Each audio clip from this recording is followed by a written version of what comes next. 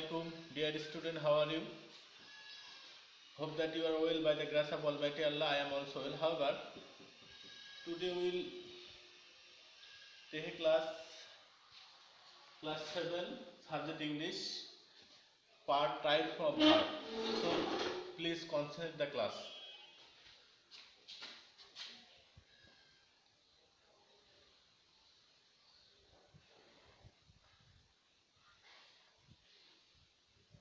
Our today topic is right form of verb, class 7, subject English. তাহলে ছাত্র বন্ধুরা আজকে আমরা পড়ব রাইট ফর্ম অফ ভার্বের কিছু নিয়ম। তোমরা জানো যে ইংরেজিতে রাইট ফর্ম অফ ভার্ব অনেকগুলো বিষয় আছে, প্রায় অনেকগুলো রুল আছে। তার মধ্যে আমরা কিছু রুল আজকে আলোচনা করব। আজকে আমরা রাইট ফর্ম অফ ভার্বের একটা রুল দেখি। এক নম্বর রুল,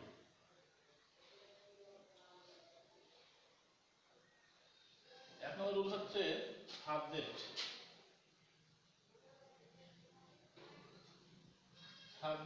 যদি থার্ড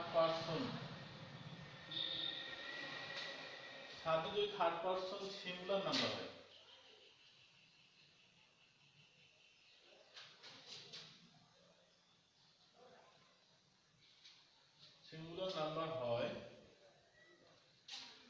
তাহলে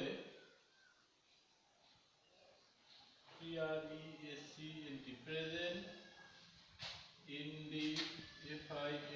indefinite tense এর অ্যাফার্মেটিভ বাক্যর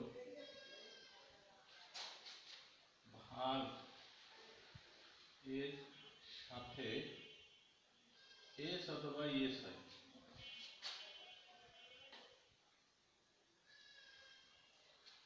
তাহলে আমরা আগে একটা রুল দেখলাম যে সাবজেক্ট যদি থার্ড পারসন সিঙ্গুলার নাম্বার হয় তাহলে প্রেজেন্ট ইনডিফিনিট টেন্স এর অ্যাফার্মেটিভ বাক্যে ভার্বের সাথে এস অথবা ইয়েস যুক্ত হয়। এই রুলটাতে আমরা দেখি যে এখানে চারটা শর্ত আছে, চারটে শর্ত মিললেই আমরা এস বা ইয়েস দেব, তার আগে নয়। যে কোনো একটা শর্ত যদি না মেলে তাহলে এস অথবা ইয়েস হবে না। তাহলে দেখো আমরা চারটা শর্ত কি কি দেখে নিই। এক নম্বর শর্ত হচ্ছে সাবজেক্টটা থার্ড পারসন হতে হবে, এটা এক নম্বর শর্ত। দুই নম্বর শর্ত হচ্ছে সিঙ্গুলার নাম্বার হতে হবে, এটা হলো দুই নম্বর শর্ত। তিন নম্বর শর্ত হলো টেন্সটা অবশ্যই প্রেজেন্ট ইনডিফিনিট টেন্স হতে হবে, এবং চার নম্বর শর্ত হলো অ্যাফার্মেটিভ, মানে বাক্যটা অ্যাফার্মেটিভ হতে হবে, নেগেটিভ হলে হবে না অথবা ইন্টারোগেটিভ হলে হবে না। তাহলে আমরা এখানে চারটা শর্ত পাইলাম এক নম্বর রুলে, যে চারটা শর্ত যদি মেলে তাহলে আমরা শুধুমাত্র ভার্বের সাথে এস অথবা ইয়েস দিতে পারি। দেখো আমরা কিছু এক্সাম্পল দেখি। এক নম্বর এক্সাম্পল, হি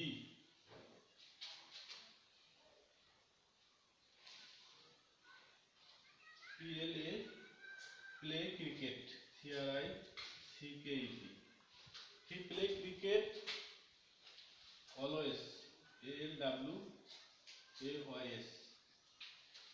তাহলে আমরা এখানে লক্ষ্য করলাম যে হি প্লে ক্রিকেট অলওয়েজ এই বাক্যে এই ভার্বটা আমাদের সঠিক ফর্ম বসাতে হবে, কারণ আমাদের আজকের টপিক হচ্ছে রাইট ফর্ম অফ ভার্ব, অর্থাৎ ভার্বের সঠিক রূপ, মানে ভার্বের সঠিক রূপ, ভার্বের সঠিক অবস্থাটা আমরা এখানে নির্ণয় করব। দেখো তাহলে এখানে এটা ভার্ব, এটা সাবজেক্ট, তোমার জন্য এটা অবজেক্ট অলওয়েজ দেওয়া আছে। তাহলে ভার্বের আমরা সঠিক রূপটা বসাবো। তাহলে আমরা দেখি রুলটার সাথে মেলে কিনা।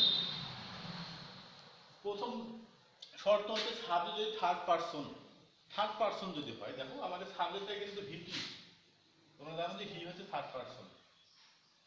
তারপর দ্বিতীয় শর্ত হলো সিঙ্গুলার নাম্বার হতে হবে, দুই নম্বর শর্তটা কিন্তু মিলছে, সিঙ্গুলার নাম্বার। তোমরা জানো নাম্বার দু প্রকার, সিঙ্গুলার প্লুরাল। এখানে সিঙ্গুলার মানে এক বচন, হি মানে একজনকেই বোঝাচ্ছে সে, অর্থাৎ আমরা এটাও দুই নম্বর শর্তটাও মিলাইছি। তিন নম্বর শর্তটা দেখো প্রেজেন্ট ইনডিফিনিট টেন্স হতে হবে, অন্য কোনো টেন্স হলে হতে হবে না, শুধুমাত্র প্রেজেন্ট টেন্স হতে হবে, এই শর্তটা মেলা লাগবে। দেখো তাহলে এখানে প্রেজেন্ট টেন্স আমরা বুঝলাম যে এটা অলওয়েজ দেওয়া আছে, অলওয়েজ সাধারণত প্রেজেন্ট টেন্সেই ব্যবহার হয়। তাহলে আমাদের তিনটা শর্তই মিলছে। চতুর্থ নম্বর শর্ত হলো অ্যাফার্মেটিভ। বাক্যটা অবশ্যই অ্যাফার্মেটিভ হতে হবে, নেগেটিভ হলে চলবে না। তাহলে দেখো আমাদের বাক্যটা কিন্তু অ্যাফার্মেটিভ আছে, নেগেটিভ নাই, নট নাই কোথাও। তাহলে দেখো আমাদের চারটি শর্তই মিলেছে। অতএব আমরা এখানে ভার্বের সাথে এস অথবা ইএস দিব। তোমরা জানো এস কখন বসে, ইএস কখন বসে, এটা তোমরা নাম্বারে শিখছো। আমরা এখানে পেলের সাথে ইএস বসে। তাহলে এখানে সঠিক অ্যান্সার হচ্ছে পিএলএ ওয়াই ইএস। তাহলে আমরা একটা রুল শিখলাম। এখানে চারটা শর্ত আছে, আরো কিছু উদাহরণ আমরা দেখি, তাহলে বিষয়টা আরো ক্লিয়ার হবে।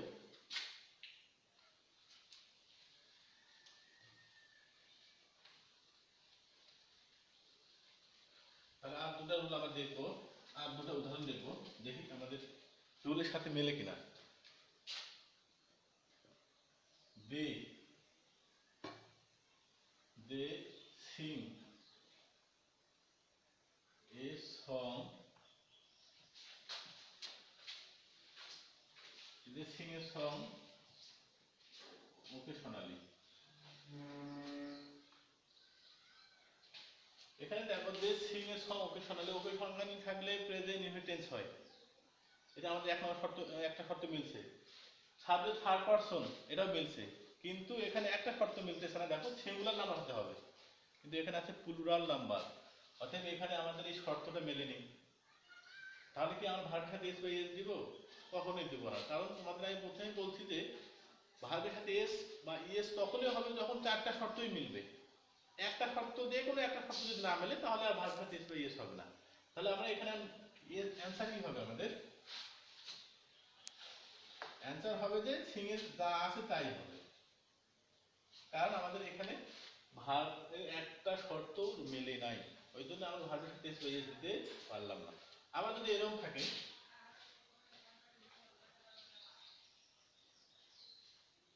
হি আছে, হি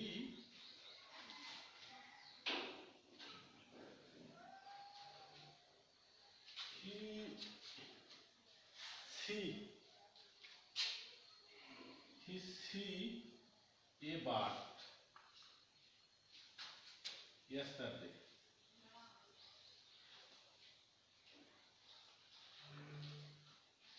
He see a bird yesterday. এখানে দেখো আমাদের চারটা শব্দ মিলে কিনা। He third person, singular number, দুটো শব্দ মিলে গেছে। তারপরে তৃতীয় শর্তটা হলো প্রেজেন্ট ইনডিফিনিট টেন্স হতে হবে। এটা কি প্রেজেন্ট টেন্স? কখনোই না, কারণ এখানে তোমরা দেখতে পাচ্ছ যে yesterday আছে। yesterday থাকলে কখনোই প্রেজেন্ট ইনডিফিনিট টেন্স হয় না, কারণ এটা হচ্ছে অতীত সূচক বাক্য। yesterday মানে হলো গতকাল, অতীত হয়ে গেছে। তাহলে এখানে আমরা বুঝতে পারলাম যে এটা কিন্তু প্রেজেন্ট টেন্স আর নাই, এটা পাস্ট টেন্স হয়ে গেছে, অর্থাৎ পাস্ট ইনটেন্স হয়ে গেছে। এখানে আমরা আর ভার্বের সাথে এস বা এস দিতে পারবো না। তাহলে এখানে কি হবে? কারণ তোমরা জানো যখন এই চারটে শর্তের একটা শর্ত মিলবে না তখনই আর এস বা এস হবে না। তাহলে আমরা এখানে আর এস বা এস না দিতে পারবো না, এখানে ওই টেন্স অনুযায়ী হবে, এস তার দেখি আছে এই অনুযায়ী হবে। দেখো তাহলে এখানে আর সির সাথে এস বা এস হলো না। তার মানে তোমরা বুঝতে পারলা যে এক নম্বর রুলটা হচ্ছে চারটা শর্ত দিয়ে যুক্ত, যে কোনো একটা শর্ত যদি না মেলে তাহলে আমরা ভার্বের সাথে এস বা এস যুক্ত করতে আর পারবো না। এটা এক নম্বর রুল তোমরা শিখতে পারলা।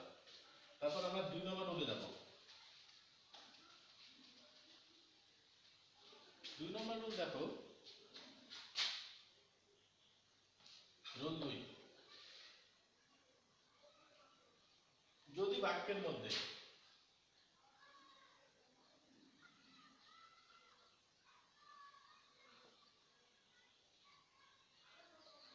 Noun at present, at this এবং মুভমেন্ট থাকে তাহলে ভার্বটি প্রেজেন্ট ইয়ারি এসসি এন্টি প্রেজেন্ট কন্টিনিউয়াস টেন্স হয়। তাহলে আমরা দুই নম্বর রুল দেখতে পাচ্ছি যে যদি বাক্যের মধ্যে তিনটা শব্দ থাকে, একটা হলো নাউন, আর একটা অ্যাট প্রেজেন্ট, আর একটা অ্যাট দিস মুভমেন্ট, এই তিনটা শব্দ যদি থাকে কোনো বাক্যে তাহলে তোমরা বুঝতে পারবা যে এই বাক্যটা অবশ্যই কোন টেন্স হবে, প্রেজেন্ট কন্টিনিউয়াস টেন্স। মানে এই তিনটে শব্দ থাকলে তোমরা নিঃসন্দেহে দিবা প্রেজেন্ট কন্টিনিউয়াস টেন্স, এবং প্রেজেন্ট কন্টিনিউয়াস টেন্সের স্ট্রাকচার অনুযায়ী তোমরা সেটা বসাবা। তাহলে দেখো আমরা এক্সাম্পল দেখি। হি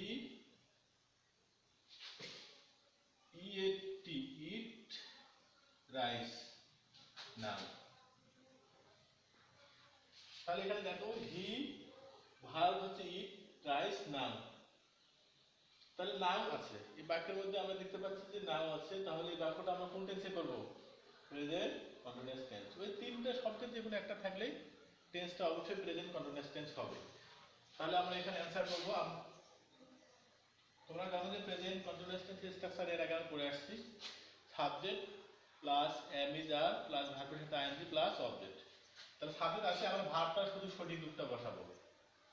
তাহলে হির সাথে এম ইজ আর এর মধ্যে কোনটা বসবে, ইজ, কারণ হিটা হচ্ছে third person singular, third person সিঙ্গুলারের সাথে ইজ বসে। তাহলে হি ভার্বের সাথে আইএনজি, ইটিং, এটাই তাহলে আমাদের অ্যানসার। তাহলে হি ইট রাইস, এটা এই নাও তো থাকার কারণে প্রেজেন্ট কন্টিনিউয়াস টেন্সে হয়ে গেল।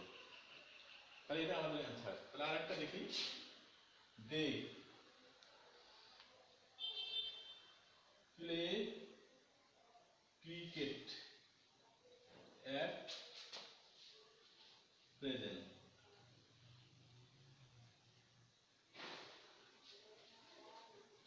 তাহলে আমি প্লে ক্রিকেট অ্যাট প্রেজেন্ট, এটা 2 নম্বর এক্সাম্পল। এখানে অ্যাট প্রেজেন্ট থাকার কারণে এই বাক্যটাও কি হয়ে যাবে, প্রেজেন্ট কন্টিনিউয়াস টেন্স। তাহলে আমরা যে সাথে কি বসে, যেটা হচ্ছে থার্ড পারসন প্লুরাল, এখানে আর হবে।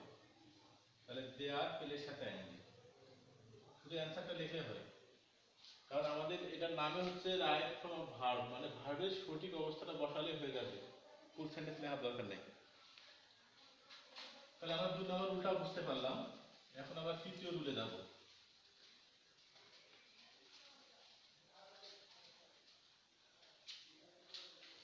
তিন নম্বর দেখো, যদি বাক্যের মধ্যে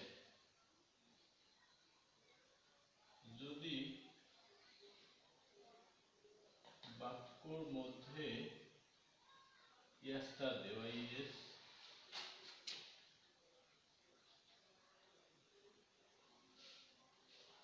লাস্ট ডে, যদি বাক্যের মধ্যে yesterday last day, last night, long ago,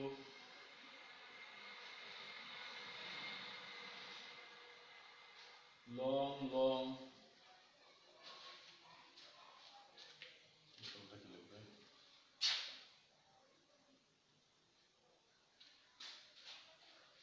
yesterday last day, last night, long ago, long ago, এরকম অতীত সূচক যদি কোনো শব্দ থাকে, যে শব্দটা দিয়ে অতীতের জিনিসকে বোঝায়, তাহলেই কিন্তু দেখো ইটিসি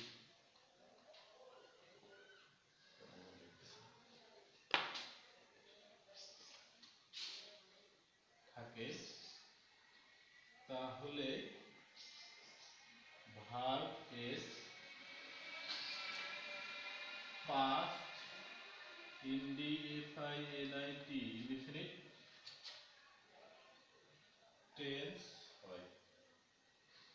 তাহলে দেখো তৃতীয় নম্বর রুল হচ্ছে, যদি বাক্যের মধ্যে yesterday, last day, last night, last month, last year, মানে এরকম লাস্ট ডে যে কোনো শব্দ, অথবা লং এগো, লং এগো, মানে অতীত সূচক যে কোনো শব্দ যদি থাকে এইগুলো তার মধ্যে, তাহলে অবশ্যই ভার্বের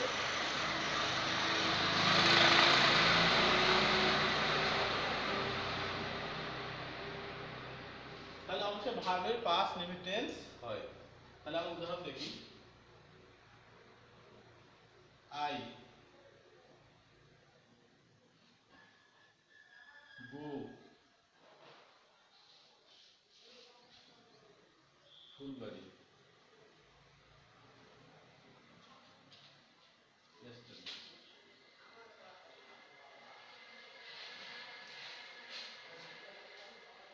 তাহলে দেখো আই গো, এটা ভার্ব, ফুলবাড়ি yesterday। তাহলে এখানে yesterday আছে, এই বাক্যের মধ্যে কি ইয়েস্টারডে, তোমরা জানো যে ইয়েস্টারডে থাকলে ওই টেন্সটা অবশ্যই কোন টেন্স হয়, পাস্ট ইনডিফিনিট টেন্স। তাহলে এখানে অ্যান্সার হবে কি, পাস্ট ইনডিফিনিট টেন্সের স্ট্রাকচারটা মনে করবা। পাস্ট ইনডিফিনিট টেন্স স্ট্রাকচার কি, প্রথমে সাবজেক্ট, তারপর ভার্বের পাস্ট ফর্ম, তারপরে বাক্যাংশ। তাহলে আমরা মূল পাস্ট ফর্ম কি, গো, ওয়েন্ট, গন। তাহলে মূল পাস্ট ফর্ম হচ্ছে ওয়েন্ট, WENT, ওয়েন্ট। এর উপরে আমরা এগুলো করব। আর একটা উদাহরণ দেখি,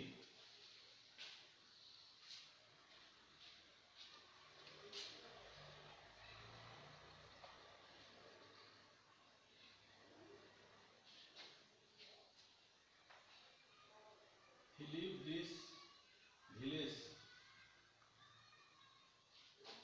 long ago.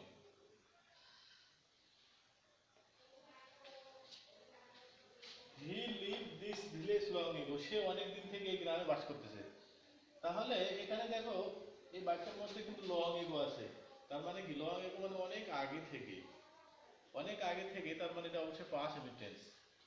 তাহলে আমরা পাস্ট ইনডিফিনিট টেন্সের স্ট্রাকচার অনুযায়ী এটা ভার্বটা বসিয়ে দেব। লিভের পাস্ট ফর্ম কি, লিভড, শুধু ডি লিখতে হবে।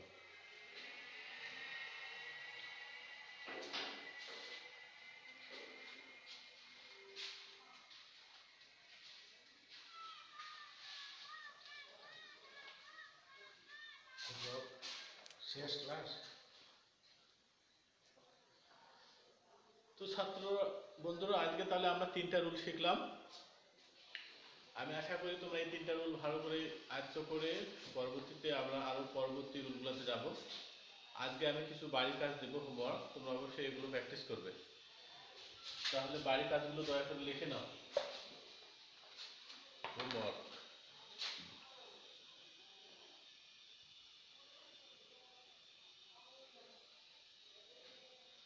হোমওয়ার্ক, তাহলে আমি কয়েকটা করতে দেবো, তোমরা এগুলো প্র্যাকটিস করবে। দেখো, she, CATCH, catch a fish, she catch a fish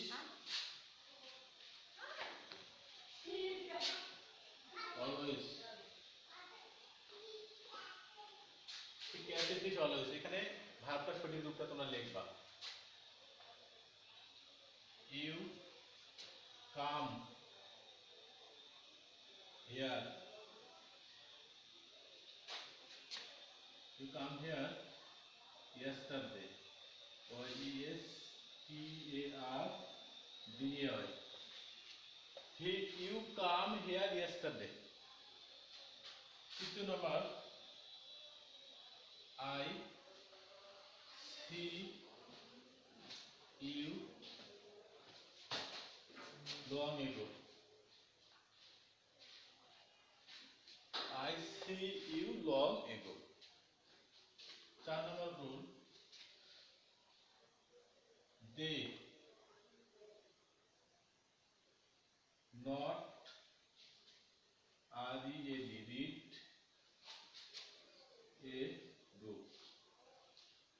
always, ALWAYS, they not read a book always।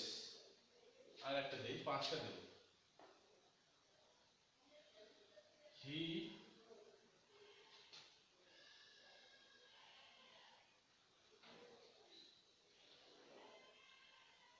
play football, FWB, football নাও। তাহলে আমি আশা করি তোমরা এই 5টা, she catch a fish always, you come here yesterday, I see you long ago, they not read a book always, he play football now। এই 5টা right form of verb, মানে ভার্বের সঠিক রূপগুলো তোমরা লিখবা এবং বাড়িতে প্র্যাকটিস করবা, যেহেতু এখন স্কুল বন্ধ। আর পরবর্তীতে আমরা আরো অনেক রুল নিয়ে, পরবর্তীতে অন্য ক্লাসে অনেক রুল নিয়ে আলোচনা করব। সবাই ভালো থাকো, আল্লাহ হাফেজ।